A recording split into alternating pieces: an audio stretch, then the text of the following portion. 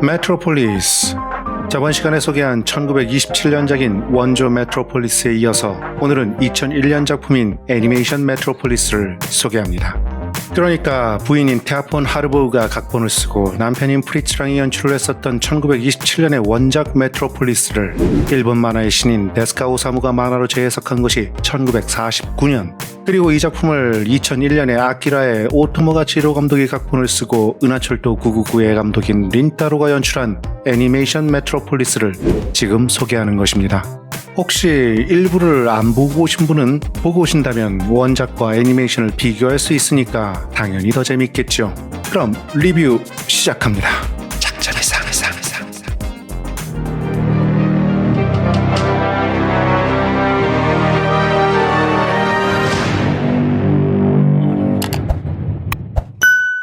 거대한 최첨단 도시국가 메트로폴리스. 그 중앙에 초고층 빌딩 지구라트가 완공된 날, 메트로폴리스에서는 일주일간의 축제가 시작되고 있었습니다. 이 작품은 그 일주일간의 사건을 다루고 있습니다. 지구라트는 메소포타미아 문명의 아카드어에서 높이 솟아올리다 란 뜻이고, 아시다시피 바벨탑도 피라미드도 결국 지구라트의 일종이죠. 원작 메트로폴리스에서 프레데센이 있던 건물의 이름이 네오 바벨탑이었으니까 이 지구라트는 그 건물과 동일한 새로운 바벨탑인 것입니다. 그런데 이 지구라트는 단순한 고층 빌딩이 아니라 그 자체로 태양을 이용한 전자기장 공격이 가능한 엄청난 무기이기도 했습니다. 이곳에서는 인간과 로봇이 공존하고 있었습니다. 로봇은 차별을 받고 인간을 위한 노예로 존재하며 정해진 구역을 벗어나면 안 된다는 그런 법이 있었습니다. 그리고 인간 노동자들은 갈수록 로봇 때문에 직업을 잃어가고 있었죠. 따라서 실업자가 된 인간들은 자신들의 직업을 빼앗아가는 로봇에 대한 반감이 컸고, 이로 인해 로봇에 대한 폭행이 자주 일어나고 있었습니다. 그러니까 이 메트로폴리스에서 로봇이란 존재는 인종차별을 받는 유색인종과 같은 그런 처지인 것이죠. 지구라트의 완공 축하연에 선 메트로폴리스의 실세들. 여기 이자는 메트로폴리스의 대통령인 분 마르쿠비. 그는 이탈리아 출신 프랑스 배우 리노 벤츄라를 모델로 만든 캐릭터이고, 데스카 오사무가 인간 본성의 어두운 면을 가진 절망적인 인간을 캐릭터로 등장시킬 땐 아톰 때부터 늘 쓰던 캐릭터와 이름입니다. 그리고 이 사람은 국무장관 스컹크 쿠사이. 스컹크는 누구나 다 아는 그 악취가 나는 스컹크이고, 쿠사이는 일본어로 고약한 냄새가 난다, 구린내가 있다 정도의 뜻이니까 뭔가 교활하게 음모를 꾸미는 그런 인물이겠죠. 데스카 오사무 작품에서 늘 교활한 악당의 캐릭터와 이름으로 쓰입니다. 하지만 이 메트로폴리스의 진정한 실권자는 바로 이 사람, 레드 공작입니다. 원작의 프레데센이죠. 지구라트가 세계를 정복할 무기라는 사실을 대중에게 숨기고 제작 중인 안드로이드를 이용해서 전 세계를 조종하려는 그런 야심을 가진 인물입니다. 레드 공작이 이렇게 자기 마음대로 할 수 있었던 이유는 정부에 정치 자금을 대고 있기 때문이었죠. 또한 자신이 대통령을 해도 될 것을 굳이 대통령을 부운으로 두고 있는 것은 그런 바지 사장을 두고 있는 게 자신에게 오히려 편했기 때문입니다. 영어 부운에는 요긴하게 쓰인다라는 뜻도 있으니까요. 그런 레드 공작은 마르둑이라는 비밀 경찰을 갖고 있었습니다. 마르둑은 고대 바빌로니아의 위대한 도시 바빌론의 수호신 이름이었죠. 여기서는 레드 공작의 수호를 위한 비밀 경찰 부대의 이름입니다. 그리고 이 비밀 경찰을 지휘하는 것은 레드 공작의 양아들인 록이었습니다. ROCK, 록이란 이름은 데스카 오사무의 작품에서 늘 현실적인 성향의 안티히어로의 캐릭터와 이름으로 쓰였습니다. 아무튼 이름이 블루스나 발라드가 아니라서 다행인 록은 전쟁 중에 레드 공작에게 입양되었던 고아 출신입니다. 그는 뿌리 없는 자신의 위치에 늘 불안해합니다. 그리고 자신을 존재하게 해주는 유일무이한 존재인 레드 공작에게 비정상적으로 집착합니다. 그래서 레드 공작을 위해서는 어떤 잔인한 일도 서슴지 않죠. 레드 공작이 없으면 자신은 아무것도 아니라는 것을 너무나 잘 아니까요.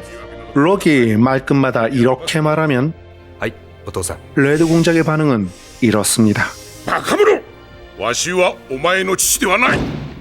つけやがるな! 그런데 입양을 했으면 어쨌든 아버지 아닌가요? 아무튼 이 메트로폴리스에 슌사쿠반 탐정이 옵니다.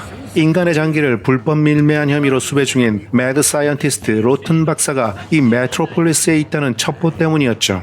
슌사쿠는 준수한 작품이란 뜻이니까 이 작품에서 나름 뛰어난 활약을 하리라는 것이 예상되죠. 데스카 오사무의 작품에서 자주 나오는 이 캐릭터의 또 다른 이름은 히게 오야지입니다. 히게는 수염이란 뜻이고 오야지는 아버지, 어르신, 주인장 등등으로 쓰이는 말이니까 수염이 인상적인 어르신 정도로 생각하시면 되겠습니다. 여기서는 그냥 짧게 줄여서 앞으로는 슌 탐정으로 부르겠습니다. 그리고 슌과 함께 온 이 아이의 이름은 케니치. 슌의 사촌 조카로 설정되어 있는데, 아니 범인을 잡으러 가는데 왜 사촌 조카하고 함께 가는 건지 이해는 안 가지만, 아무튼 케니치는 데스카 오사무의 작품에서 늘 정의롭고 순수한 소년으로 그려지는 주인공 캐릭터입니다. 경찰국장을 만난 슌 탐정은 수사협조와 지원을 요청하지만 현재로서는 인력이 모자라다면서 로봇 형사만 지원해줄 수 있다고 합니다. 非常に優秀ですよ。 그렇게 로봇 형사의 지원을 받게 된 슌 탐정. 인간의 권리 침해를 막기 위해 로봇은 인간과 비슷한 이름은 지을 수 없도록 되어 있어서 이 로봇의 이름은 이렇다고 합니다. 803-D, R-P, DM497-3C. 이름 한번 부르다가 숨 넘어갈 것 같습니다. 그래서 슌 탐정은 803으로 시작하는 이 로봇에게 지나가는 개를 보고 페로라는 이름을 지어줍니다. 페로는 스페인어로 개라는 뜻이죠. 그냥 첫 숫자를 따서 803으로 하는 게 더 좋았을 것 같습니다. 어쨌든 인간을 닮은 로봇인데 개라는 이름은 좀... 아무튼 슌 탐정과 케니치 그리고 페로는 로튼 박사를 찾기 위해 제1구역으로 갑니다. 그곳은 지하세계 노동자들이 사는 슬럼가입니다. 이 작품에서 제1구역은 노동자들의 슬럼가, 제2구역은 발전시설, 그리고 제3구역은 하수처리 시설로 이루어져 있었습니다. 일부에서 원작 메트로폴리스를 보신 분들은 더욱 잘 이해가 되시겠죠. 한편 로튼 박사는 더 나은 로봇을 만들기 위해 인간과 기계의 결합을 연구 중이었던 매드 사이언티스트로서 레드 공작의 지시로 비밀리에 안드로이드를 만들고 있었고 그 완성을 목전에 두고 있었죠. 그 안드로이드의 이름은 티마였습니다. T-I-M-A. 티마는 그리스어로 신의 영광이란 뜻입니다.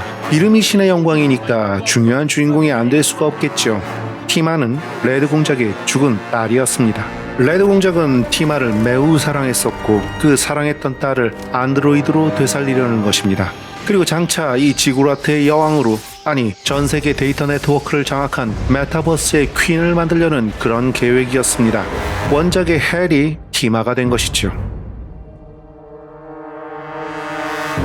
그런데 이런 그들을 몰래 지켜보는 사람이 있었으니 록입니다. 그리고 로튼 박사는 자신의 필생의 역작인 티마를 레드 공작에게 주지 않고 티마와 도주할 계획이었죠. 하지만 그런 로튼 박사 앞에 나타난 록, 그는 자신 이외에 다른 존재가 레드 공작의 사랑과 관심을 받아서는 안 된다고 생각하며 기계 인형 따위가 지구라트의 왕좌에 앉아서도 안 된다고 생각합니다. 그는 로튼 박사와 티마를 향해 총을 발사합니다. 父上を邪悪な機械より守るため私に力を与えたまえ 결국 로튼 박사의 실험실은 폭발합니다. 화염 속에서 슌 탐정은 죽어가는 로튼 박사가 남긴 티마의 제작 노트를 가져옵니다. 그리고 미완성 상태의 티마는 깨어나게 됩니다. 이것은 티마가 세상에 처음 태어난 순간인 것과 마찬가지이죠. 그런 티마가 처음 본 사람은 케니치였습니다. 그 순간 티마에게 케니치는 부모이자 연인이고 처음이자 마지막이 된 것입니다. 그리고 케니치와 티마는 무너지는 파편들과 함께 더 깊은 지하인 제3구역으로 추락합니다. 로튼 박사가 죽고 실험실은 불탔다는 사실을 록에게 전해들은 레드는 절망합니다. 그리고 지하로 추락한 케니치와 티마는 청소로봇 PP에게 구조되었죠. 록은 폐허 속에서 티마의 파편 하나도 찾을 수 없자 티마가 진짜 파괴된 것이 아니라고 생각합니다.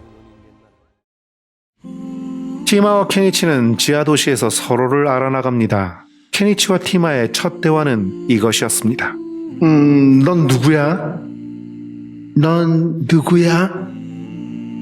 난 케니치. 난 누구야?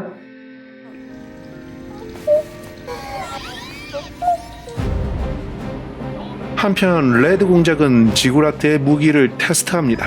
지구라트에서 발사된 광선은 태양으로 날아가서 흑점 활동이 급격하게 늘어나게 됩니다. 그로 인한 전자기 복사로 모든 전자기기는 오작동을 일으키게 되죠. 로봇은 물론 도로의 자율주행차도 사고가 나게 됩니다. 레드는 이 장치를 이용해서 전 세계의 전자기기를 동시에 다운시키고 지구라트의 네트워크와 연결한 뒤에 재부팅을 해서 전 세계 네트워크를 장악하려고 하는 것입니다. 그리고 그 네트워크를 통제할 존재로 자신의 딸을 복제한 안드로이드 티마를 준비했던 것이죠. 문 대통령은 이 일을 계기로 레드 공작을 제거하려고 합니다. 군부를 장악하고 언론을 이용해서 시민을 선동하여 레드 공작을 국가 반역죄로 체포한 뒤에 메트로폴리스에 대한 완벽한 지배권을 가지려고 하는 거죠. 슌 탐정과 페로는 록을 의심하고 그를 미행합니다. 록은 티마와 케니치를 찾기 위해 제2구역으로 가고 있었습니다. 마침내 티마를 발견한 록의 앞을 방해하는 자는 모두 죽음입니다. 록의 추격을 피해 도망가는 케니치와 티마. 케니치와 티마를 보호하려다가 파괴되는 PP. 케니치와 티마는 간신히 제1구역까지 오지만 록의 추격은 계속됩니다.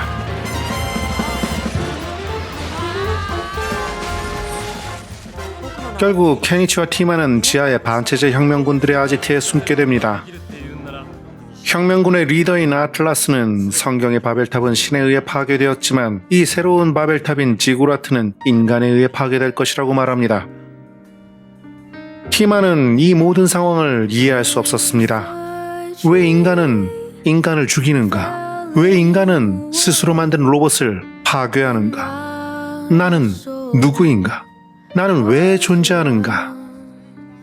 티마의 이름을 약간 바꾸는 것이 좋을 듯합니다. 소크라티마, 아리스토티마, 티마톤, 마키아티마, 티마르트 등등.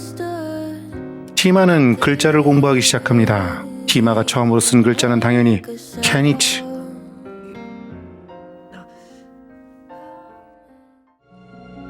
대통령의 비서실장인 햄 에그는 비밀리에 혁명군의 리더인 아틀라스와 접선합니다. 햄 에그라니 아메리칸 브렉퍼스트 같은 이름이지만 데스카 오사무 작품에 자주 나오는 캐릭터입니다. 아무튼 햄 에그가 아틀라스를 만난 이유는 아틀라스를 이용해서 시민혁명을 일으켜 레드 공작을 몰아내기 위한 것이죠. 아틀라스는 이를 통해 시민을 위한 새로운 정당을 만들기 위해서 그 제안을 수락합니다. 참 순진한 아틀라스입니다.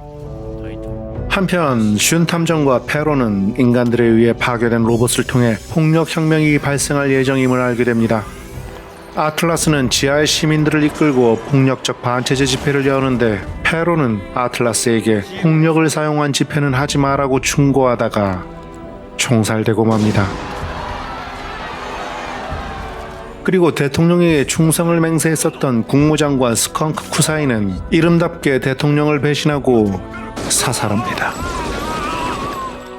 레드 공작은 혁명을 진압하기 위해 계엄령을 선포하지요.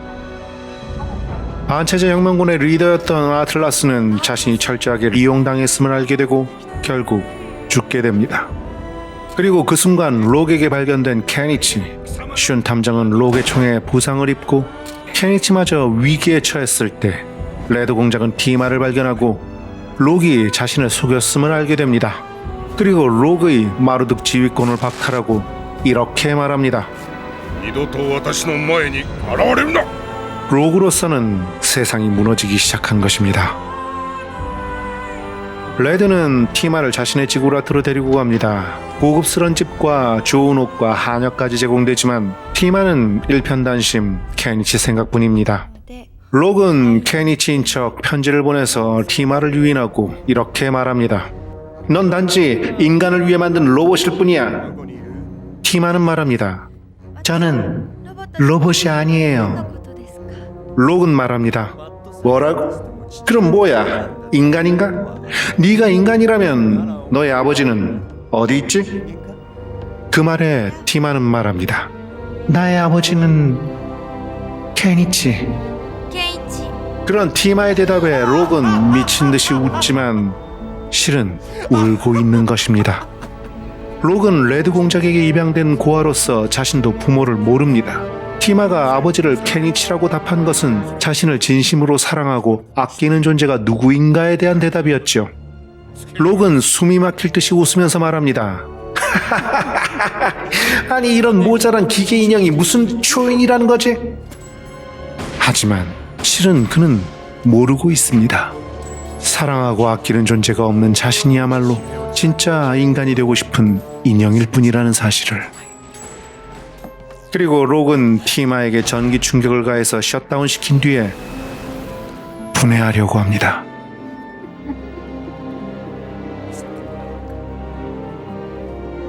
그때 누군가 두꺼비 집을 내리고 록을 쓰러뜨립니다. 그것은 슌 탐정. 이제야 이름값을 하는군요. 슌 탐정은 죽어가던 로튼이 남긴 노트를 보고 티마를 재활성화합니다. 그리고 티마는 네트워크에 접속해서 케니치가 지구라트 안에 감금되어 있다는 사실을 파악하지요. 하지만 강력한 전기 신호가 송출된 지점을 파악한 마르둑은 슌과 티마가 있는 호텔로 출동하게 되고 결국 그들은 레드 공작에게 체포됩니다. 레드 공작은 티마에게 이 지구라트의 컨트롤룸에서 전 세계의 네트워크를 지배해야 한다고 말합니다. 그런 레드에게 티마는 묻습니다. 나는 인간인가요? 아니면 로봇인가요? 레드는 말합니다. 오 티마, 넌 감정의 지배를 받는 열등한 존재인 인간이나 단순한 기계 같은 그런 하등한 존재가 아니라 완전히 새롭게 진화된 초인이란다. 넌 인류의 미래야. 레드는 티마를 이용해 영원한 기계 신을 만들려던 것이었습니다. 그때 한여로 변장에 잠입했던 록은 티마를 쏘지만 자신도 호위대의 총에 맞게 됩니다.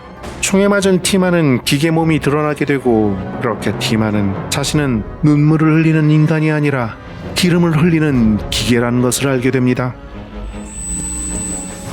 마침내 티마는 컨트롤룸의 왕좌에 앉고 모든 네트워크와 접속되어 세상 모든 전자기기를 조종하게 됩니다. 이제 티마는 그동안의 티마가 아닌 기계들의 신이 된 것입니다. 폭주하는 티마는 인류 전체에 대한 공격을 명령합니다. 즉 전 세계 주요 도시를 향해 인류가 가지고 있는 모든 살상 무기가 발사되는 것입니다. 기계신 티마는 인간은 탐욕과 파괴만 일삼는 악한 존재이므로 지구에서 멸종시켜야 한다고 판단한 것입니다. 모든 사람들이 도망가지만 케니치는 티마를 컨트롤룸으로부터 분리하려고 합니다. 간신히 티마를 바깥으로 끌어내긴 했지만 아직 몇 가닥의 케이블은 티마와 연결되어 있었습니다. 티마는 더 이상 케니치도 알아보지 못하고 공격합니다. 이제 메트로폴리스의 로봇들은 인간을 공격하기 시작합니다.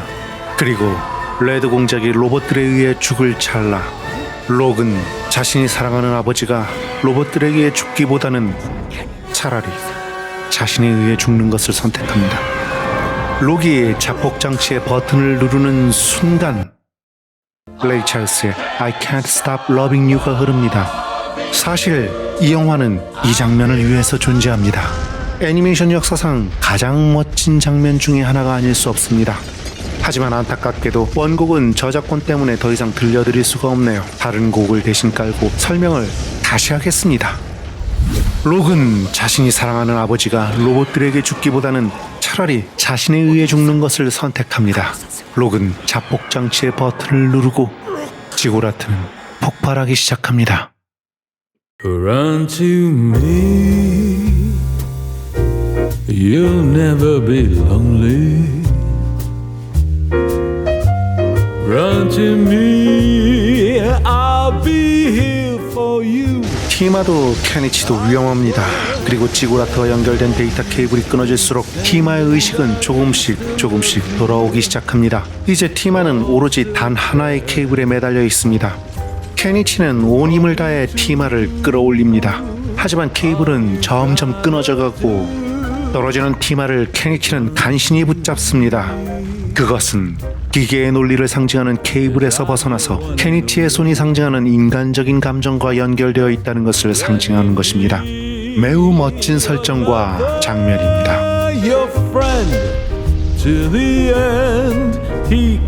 그때 티마에게 다시 돌아온 기억은 케니치와 티마의 첫 대화였습니다.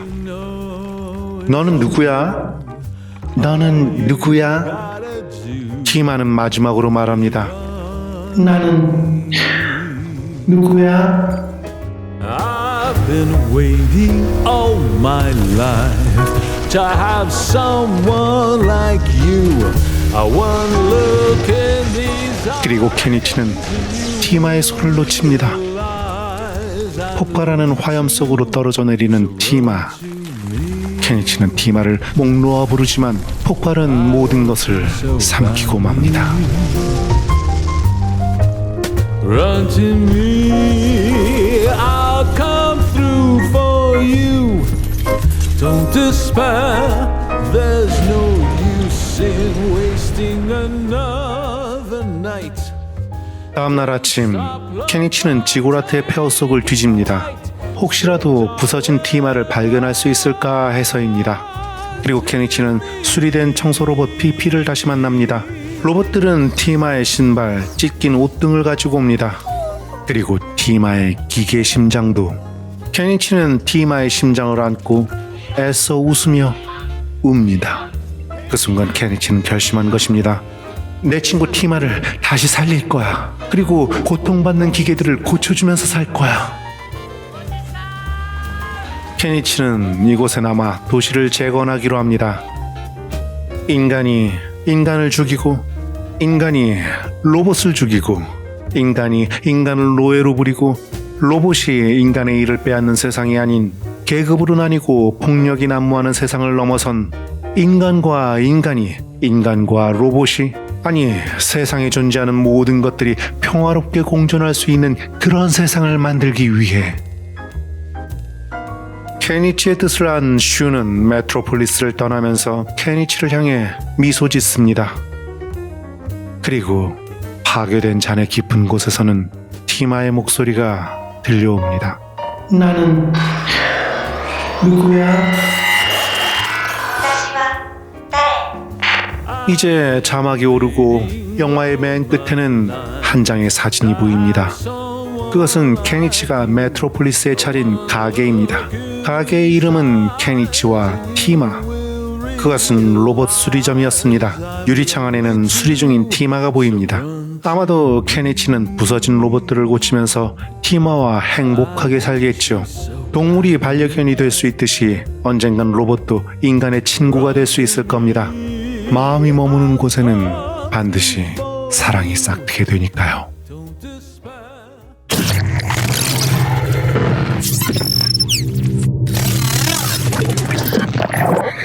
이 애니메이션은 2001년 당시에 제작비 10억엔, 작화 매수 15만 장, 제작기간 5년이 걸린 대작입니다.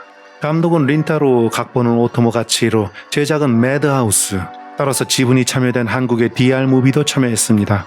정말 애니메이션 대표 선수들이 모인 그런 프로젝트였습니다. 음악은 일본의 유명 재즈 작곡가 혼다 토시유키가 맡았는데 음악이 정말 훌륭하기 때문에 꼭 찾아서 들어보시기 바랍니다. 작품 설명란에 링크를 남겨놓겠습니다. 이 작품의 주제 등에 대한 이야기는 따로 하지 않겠습니다. 왜냐하면 큰 주제 자체는 1927년의 원작과 같고 그에 대해서는 저번 시간에 일부에서 설명했었기 때문입니다. 마지막에 티마의 심장만 남게 되는 이유도 일부를 보신 분이라면 아시겠죠.